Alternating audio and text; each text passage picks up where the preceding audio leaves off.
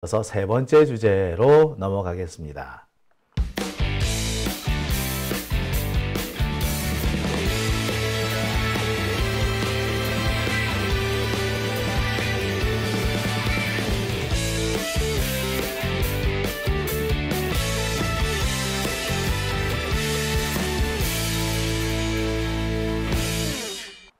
네, 오밤중에 뉴스 함께하고 계신 지금 시각 12시 29분 지나고 있습니다.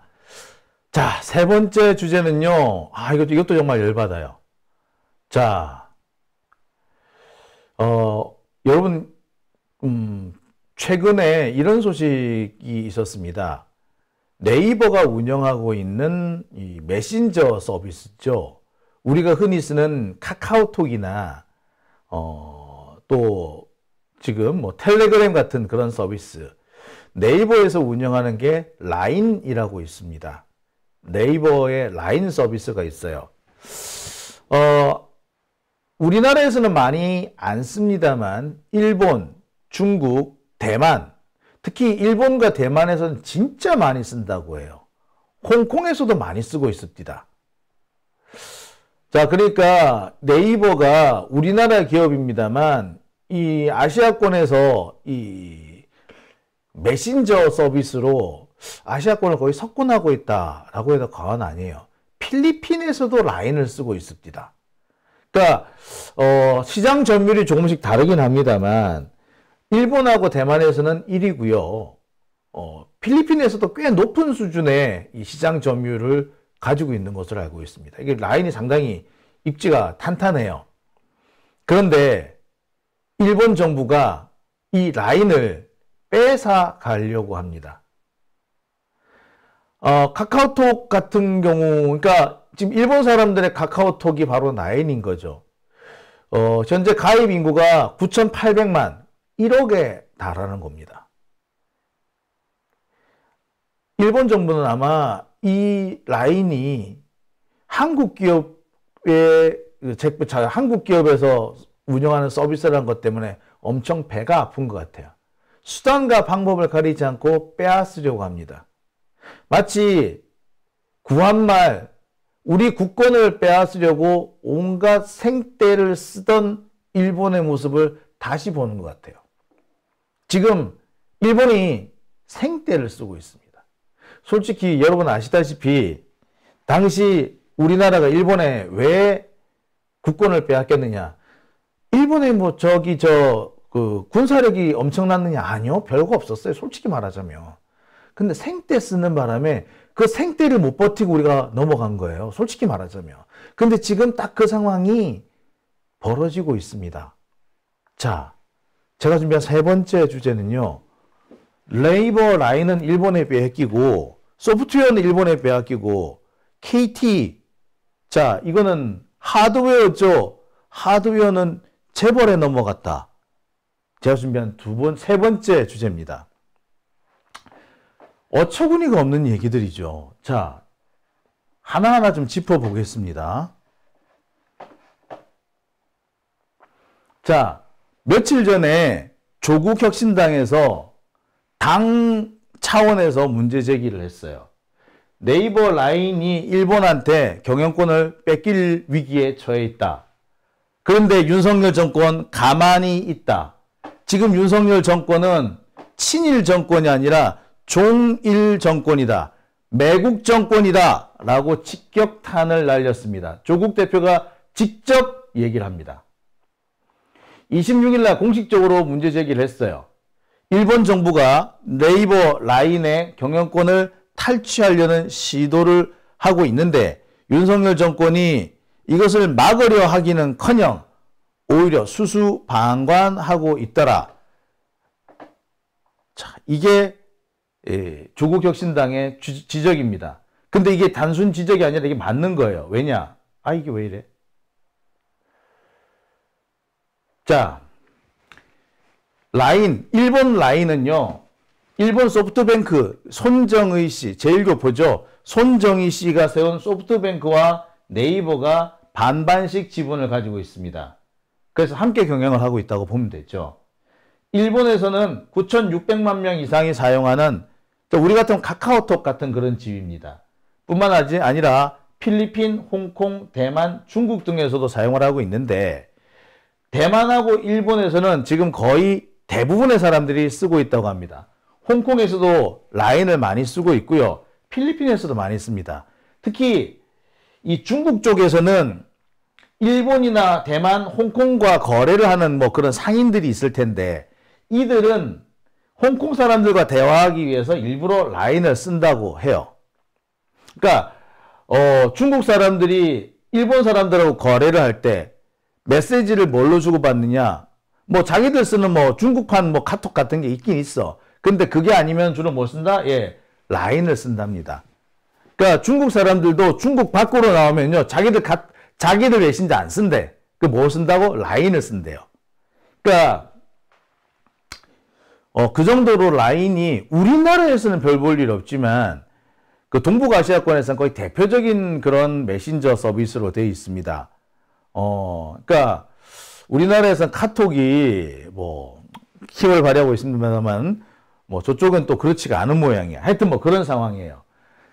아마 제가 알기로는 그렇습니다. 이 지역에, 그래서 동북아시아 지역에 필리핀까지 포함해서 이쪽 아시아권에서 라인 사용자 수가 제가 알기로는 지금은 거의 2억 명 가까이 된다는 얘기가 있더라고요. 최근에는 유럽 쪽으로도 진출을 했는데 유럽 쪽 사람들도 마치 우리가 그 페이스북 쓰듯이 지금 라인을 쓴다고 합니다. 그러니까 되게 놀라운 일이죠. 일본은 아마 이게 되게 배가 아팠던 것 같아요. 라인이 이렇게 성장하게 된 것은 기본적으로 일본하고 중국 진출, 대만, 중국 진출에 성공했기 때문인데 일본 정부는 이 라인을 지금 현재 빼앗으려고 하고 있습니다. 왜? 아이고, 왜 이러지? 자, 이런 일이 있었습니다. 최근 그 라인에 개인정보 유출 사건이 하나 있었다고 해요.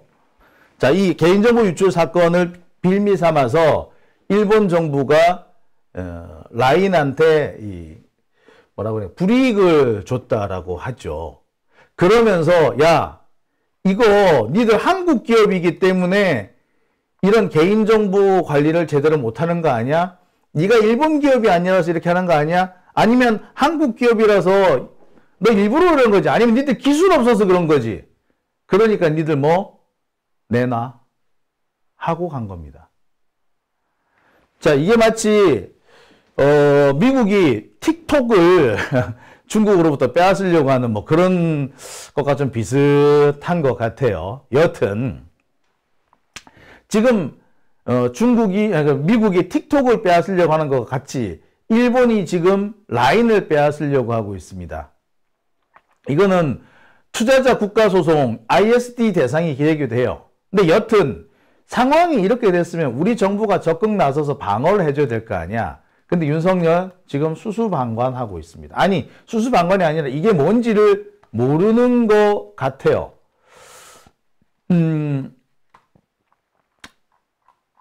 어떤 면에서 보면은, 아니, 뭐, 일본이 저렇게 나오는 거는 이유가 있어서 그러는 거 아니야? 뭐, 그런 태도도 조금 엿보입니다.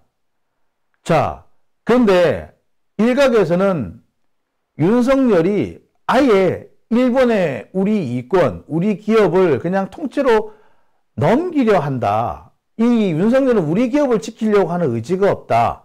아니, 윤석열은 우리 기업이 일본에 넘어가는 것이 그게 좋은 거라고 생각한다. 라는 그런 얘기도 있습니다. 왜? 자, 여러분, 제가 지난 3월 초에 이런 보도를 해드린 적이 있습니다. 윤석열 정권이 우리나라 반도체 산업을 통째로 일본에 넘기려 하고 있다. 라고 제가 보도해 드린 적이 있어요.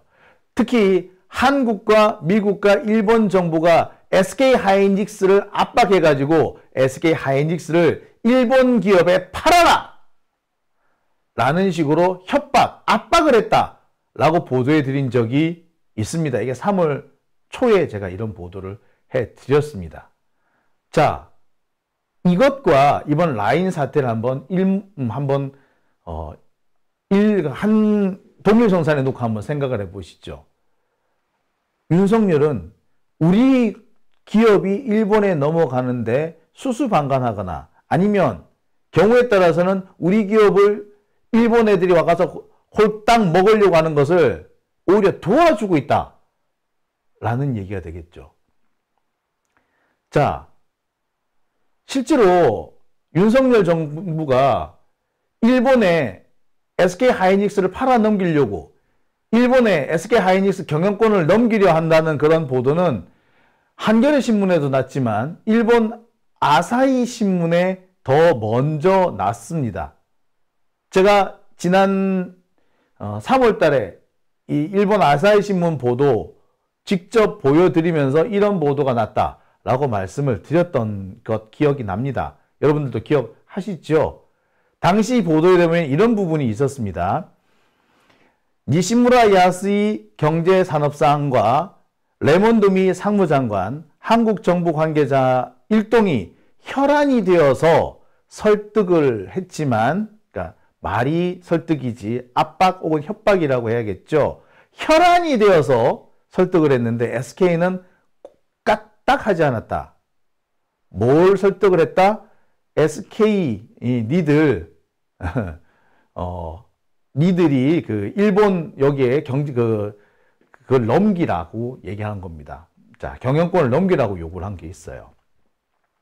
일본 경제산업상과 미국 상무장관이 그러는 거야. 글쎄, 부당하지만 이해가 되죠. 하지만 한국 정부 관계자까지 이렇게 설친다는 것은 말이 안 됐습니다.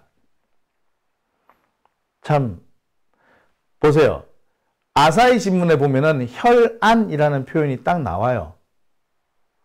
니시무라 야스이 경산상과 레몬도미 상무장관, 한국 정부 관계자들 일동이 혈안이 되어서 SK를 설득했지만 SK는 까딱하지 않았다. 자, 이런 일이 있었습니다. 자, 이 일과 이번 라인 사태를 한번 함께 놓고 생각을 해보죠. 그렇다면은 윤석열 정권은 우리 기업, 우리 산업을 일본에 넘겨주는 것에 아무런 죄책감이나 문제의식을 못 느낀다라는 게 되겠죠. 그러니까 SK도 넘겨주는데, SK하이닉스를 넘겨주는데 라인 이런 거 못 넘겨주겠습니까? 자, 또 있죠. 아까 제가 KT 얘기를 했습니다.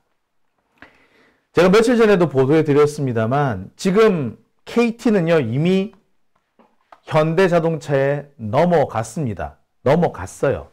현대자동차 그룹 최대 주주는 현재 KT의 최대 주주는 현재 현대자동차 그룹입니다. KT 경영권은 현대자동차 그룹에 넘어갔습니다. KT는 지금도 열심히 변명하고 있습니다. KT가 현대자동차 그룹을 현대가 KT를 인수한 것이 아니라 최대 주주가 되었을 뿐이다. 말이 웃긴다, 그죠? 현대가 지금 여기저기다 떠들고 다닌대요. 많은 사람들이 현대한테 물어보는 겁니다. KT 이번에 인수했어? KT 이제 현대께 됐다며? 현대가 그럽니다. 아이, 무슨 소리 아니야. 우리가 KT를 인수한 게 아니고 우리가 최대 주주가 됐을 뿐이야. 최대 주주가 됐다는 거하고 인수했다는 거하고 어떻게 틀리죠? 자, 한마디로 개소리를 하는 거죠. 지금 핑계, 진짜, 씨. 예. 음주 운전을 한 것이 아니라 술을 먹고 운전했을 뿐이야. 라고 말하는 그런 상황 아닌가요? 아유, 음주운전이라니, 음주운전은 아니고 술을 먹고 운전했을 뿐이야. 홈런이라니, 에이, 공이 담을 넘어갔을 뿐이야. 자, 그래서 제가 현대그룹의 얘기가 과연 맞는지 꼼꼼히 따져봤습니다. 지금 KT의 주요 주주의 주식 보유 상황입니다. 현대자동차그룹이 7.89% 최대 주주고요. 국민연금이 7.51%, 신한은행이 5.53%, 미래에셋 자산운용이 5%, 그리고 KT의 자사주가 지금 또한 5% 정도 있는 걸로 제가 알고 있습니다. 자, 합쳐보죠. 국민연금은 7.5%입니다만 신한은행, 미래에셋, 그리고 현대자동차, 그리고 KT 자사주 합치면은 몇 퍼센트가 됩니까? 네, 20%가 넘습니다. 이렇게 되면요, 현대자동차가 경영권을 행사할 수 있어요. 그리고 지금 현대자동차는 KT 이 경영권을 행사하기 위해서 지금 최대주주 적격심사를 받고 있습니다. 실제로. 자, 진짜로 적격심사를 받고 있냐고요? 예, 보시죠. 이 기사 보이십니까?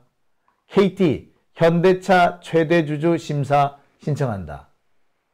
자, 이래도 현대차가 KT 인수한 게 아닌가요? 지금도 단순히 최대주주일 뿐인가요? 자, 최대주주인 것과 경영권 인수한 것과 어떤 부분의 차이가 있을까요? 자, 굳이 차이가 있다 치고 그렇다면 이 기사는 뭘까요? 이제는 뭐 최대주주 심사를 신청한다. 최대주주로서 적격 역성 여부를 심사받겠다. 자, 이거는 뭐냐? 경영권을 행사하겠다는 얘기가 됩니다. 최대주주라고 하더라도 이 적격 심사를 못 받으면 말 그대로 경영권 행사할 수 없어요. 근데 최대주주가 이제 뭐 하겠다고? 심사 받겠다네. 그러면은 경영권 행사하겠다는 얘기죠. 근데 지금까지 이 사실은 거의 알려지지 않았습니다. 아니, 이 사실이 알려지기 전에 이미 2년 전에 사실상 제가 뒤져보니까 사실상 이미 현대차는 KT를 먹은 상태였어요. 이번에 먹은 것처럼 티가 났을 뿐인데 이미 2년 전에 다 먹었더라고. 자, 이게 무슨 얘기냐고요? 자,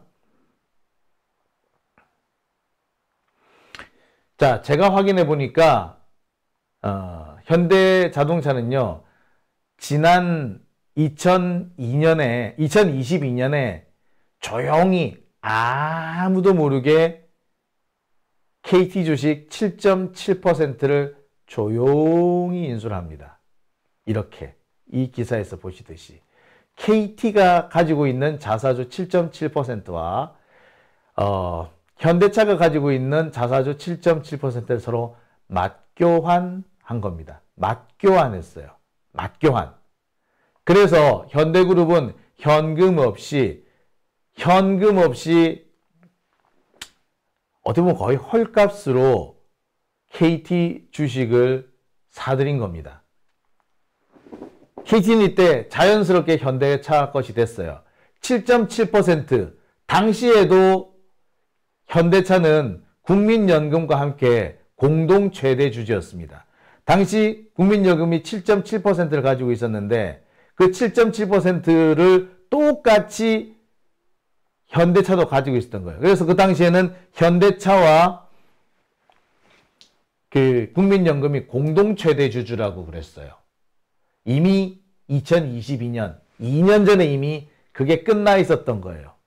그러니까 이미 그때 KT가 현대차에 넘어간 상태였던 거야. 근데 이때 가만히 생각해 봅시다. KT 이사로 누가 있었어? 김은혜가 있었지. 근데 그 김은혜가 윤석열 정부의 비서관으로 들어가잖아. 그죠? 그러고 난 다음에 그 직후에 KT가 넘어갔네? 이거 뭐야? 국민의 재산을 헐값에 팔아 넘긴 게 되죠. 국민 몰래 도둑 민영화를 한 겁니다. 자, 당시 보도 내용 보면은 그래요. 무인 자동화 사업. 그러니까 무인 자동차. 그러니까 지금 우리가 말하자면은 그거죠. 이제 자율주행. 자동차 자율주행 사업을 위해서 통신망과 상당히, 그죠. 자율주행은 기본적으로 통신망이 많이 중요하잖아요. 그래서 KT와 협력을 할 수밖에 없었고, 그 협력 관계를 이어가기 위해서 지분을 맞교환한 것이다. 이게 뭐 경영참여나 민영화하고는 상관없다. 이렇게 핑계를 댔었습니다. 하지만 지금 와서 보니까 이 당시 현대차와 KT의 해명은 거짓말이었다는 게 드러난 거죠. 당시 현대차는 경영참여하려고 한 게 아니고 우리가 자율주행 자동차를 하려다 보니까 통신망이 너무 중요한 거야. 그래서 KT랑 같이 이 자율주행차 개발을 하려다 보니까 그래 서로 지분을 맞교환하게 된 거야. 이렇게 주장을 했어요. 그래서 슬그머니 반발을 무마시킨 겁니다. 그런데 알고 봤더니 이미 이때 민영화 작업, 현대차가 KT를 먹으려고 하는 음모가 시작이 됐었던 거죠. 그러니까 치열하게 작전을 세워놓고, 치밀하게 작전을 세워놓고 2년 전부터 착착 윤석열 정권이 들어서자마자 착착 진행을 했던 겁니다. 나쁜 놈들이에요. 자, 간단히 설명을 드리겠습니다. 이게 어떻게 된 거냐? 핑계를 댑니다. 자율주행 사업, 자율주행 자동차 개발 사업, 이것을 KT와 현대가 공동 추진하겠다. 이걸 분위기 조성과 명분 조성하는 데 쓴 거예요. 자, 이것을 핑계 삼아서 KT와 현대는 주식을 맞교환합니다. 7.7%. 이게 2022년 9월이에요. 자, 이때 이미 KT 최대 주주는 현대차가 됩니다. 국민연금과 현대는 공동 최대 주주, 둘 다 7.7%였어요. 이때 이미 사실상 KT는 현대에 넘어간 거였어요. 그리고 2년이 지난 최근에 0.2%를 추가 인수합니다. 그래서 7.87%로 최대 주주가 된 겁니다. 아니, 경영권 인수할 의사가 없다며. 근데 경영권 인수 해버렸네? 자, 그래 놓고는 지금 이제 경영권 확보 단계에 들어선 겁니다. 앞으로 앞으로 현대는요, 시장이나 이런 데서 추가로 지분을 인수하려고 들 겁니다.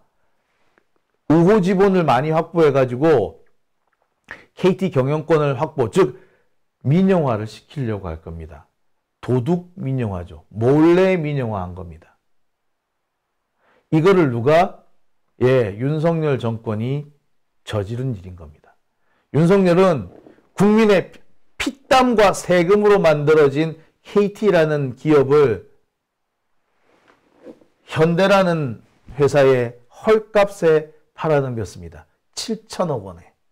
KT가 여러분 얼마짜리 회사인데 7천억 원, 7천억 원에 넘겨갔어요. 7.7%가 7천억 원인가 봐. KT가 70조 정도 기업 가치가 있는 걸로 보이는 모양인데, 글쎄 제가 볼 땐 70조 이상일걸요. 자, KT가 우리나라 기본망이 되는 기본 전화통신망과 무선통신망, 위성통신망을 다 가지고 있어요. 자, 근데 이게 겨우 70조밖에 안 된다고? 지금까지 이 우리나라 각종 통신산업에 들어간 세금이 얼만데, 지금까지 우리나라가 이 전화선 깔고, 전신선 깔고, 통신선 깔고 들어간 돈이 얼만데, 전화국, 지금 각 전국의 전화국 건물 보세요. 얼마나 비싼 건물들인지. 그죠? 값비싼 건물들이죠?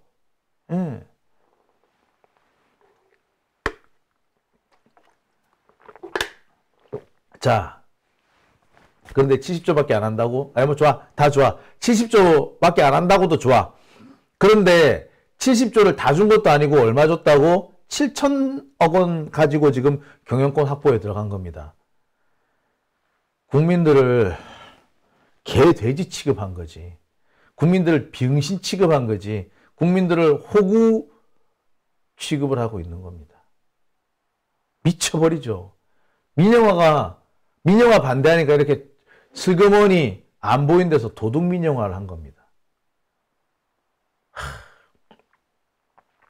자, 정리를 한번 해볼게요.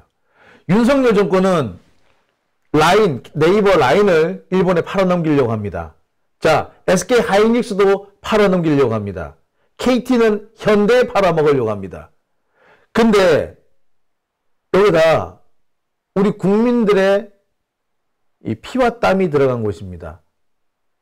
SK 하이닉스 같은 경우 이거 IMF 때 박살이 날 거를 공적 자본을 투자해가지고 살려놓은 기업입니다. 근데 이걸 일본에 뺏긴다면 이게 우리 가만히 있어서 될 일인가요?